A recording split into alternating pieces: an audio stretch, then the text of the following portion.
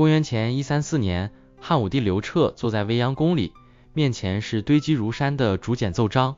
这个年仅22岁的皇帝已经坐稳了皇位，平定了七国之乱的余波，国库日渐充盈，军队枕戈待旦。但他心里清楚，一个真正强大的帝国，光靠刀剑和钱粮是不够的。各地诸侯还在暗中培植势力，民间学派林立，各说各话，官员们来自不同的思想背景，治理理念互相打架。他需要一根主线，把整个帝国从思想到制度全部串起来。这时，一个叫董仲舒的儒生递上了他的答案。答案只有8个字：罢黜百家，独尊儒术。这8个字听起来很霸道，像是一场文化大清洗，但真相远比这复杂，也远比这精妙。在董仲舒之前，汉朝初年流行的并不是儒家，而是黄老之学。黄老讲究清静无为，休养生息。这个策略在战后恢复期确实好用，不折腾，让百姓喘口气，经济自然复苏。但到了汉武帝时代，国家已经从活下去进入了强起来的阶段。北方匈奴虎视眈眈，内部诸侯尾大不掉，社会治理需要更积极、更系统、更有凝聚力的方案。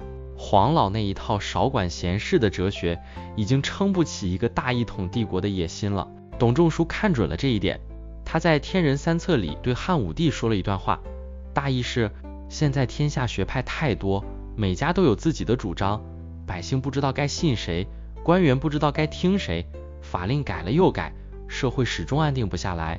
一个国家的思想如果不统一，就像一座房子没有地基，迟早要塌。汉武帝被说动了，但罢黜百家，独尊儒术到底是什么意思？首先要澄清一个流传很广的误解，这句话不等于焚烧诸子百家的书，不等于把法家、道家、墨家的信徒统统抓起来。真实的情况是，董仲舒提议的是从制度层面确立儒家的正统地位，具体做法有3条。第一条，教育统一。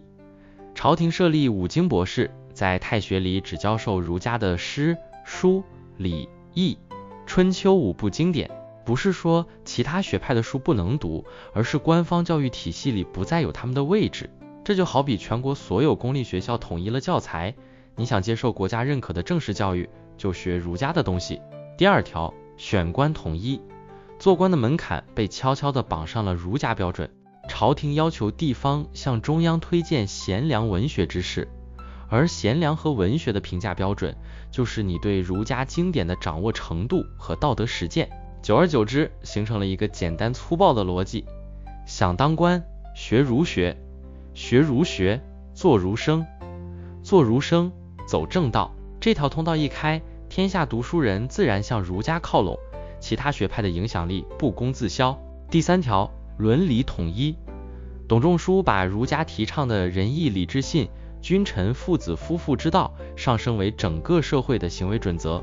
这些规范不再只是某个学派的观点，而成了国家认可、朝廷推崇、人人应当遵守的社会公约。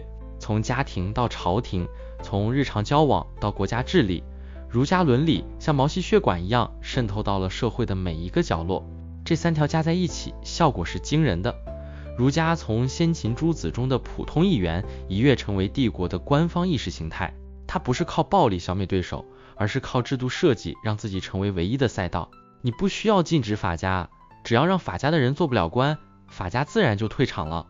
你不需要焚烧道家经典，只要太学不教，考试不考，道家的影响力就慢慢稀释了。这是一种更高级的文化博弈，不是消灭你的声音，而是让整个社会只听一种声音。从汉武帝之后，这套模式被历代王朝继承和强化，太学规模不断扩大，儒学经典成为科举考试的标准内容，读书人的晋升之阶和儒家牢牢绑定，这一绑定就是2000年。中国由此形成了世界上独一无二的士大夫阶层，一群以儒家经典为精神底色，以治国平天下为人生理想的读书人。他们充当了帝国治理的中坚力量，也成了文化传承的主要载体。你可以说，没有罢黜百家，独尊儒术，就没有后来中国那套完整的文官制度和深厚的文化认同。但硬币总有另一面，当儒家一家独大，学术的多元生态就被打破了。春秋战国时期那种百家争鸣的思想活力，在独尊儒术之后再也没有出现过。墨家的逻辑学和科学萌芽消散了，名家的思辨哲学失传了。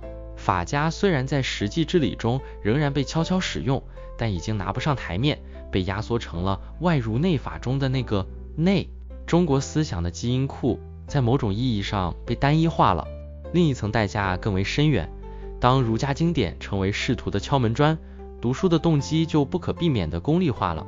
汉代以后逐渐形成了好手穷经的风气，多少聪明人一生都在注解、背诵、阐发古人的只言片语，而不是提出新的思想，挑战旧的权威。思想的源头被截断了，后来的人只能在既定的河道里流淌。但这种批评也要放在具体的历史语境里看。在公元前2世纪那个时间点上，一个幅员辽阔、多民族共存、诸侯蠢蠢欲动的帝国，最重要的是稳定和统一。思想上的百花齐放是奢侈品，生存和整合才是刚需。董仲舒和汉武帝选择了后者，用思想的统一换来了国家的凝聚。这一笔交易划不划算，取决于你站在哪个时间尺度上看。站在2000年的尺度上看，儒家价值观已经融入了中国人的文化基因。你从小被教要孝顺父母、尊敬师长，这是儒家的；你相信做人要讲仁义礼智信，这是儒家的；你觉得为政者应该以德服人，而不是以利服人，这也是儒家的。这些观念已经不是某个学派的标签，而成了中国人这个身份的一部分。罢黜百家，独尊儒术这8个字，表面上看是一次文化上的收缩，本质上却是一次文明框架的搭建。它终结了百家争鸣的混乱，也开启了一条延续2000年的文化主线。它带来的统一和稳定，让中华文明成为世界上唯一没有中断的古老文明。它造成的单一和僵化，也让后来的中国人付出了长久的代价。但无论如何，当你在今天理所当然地说出仁义道德、家国天下、大一统这些词的时候，你其实都在回应那8个字在2000年前敲下的回音。那回音走到今天，已经变成了我们文化骨骼里的一部分。如果你喜欢今天的内容，除了点赞、关注和分享，也可以请我喝杯咖啡哦。你的支持是我最大的动力。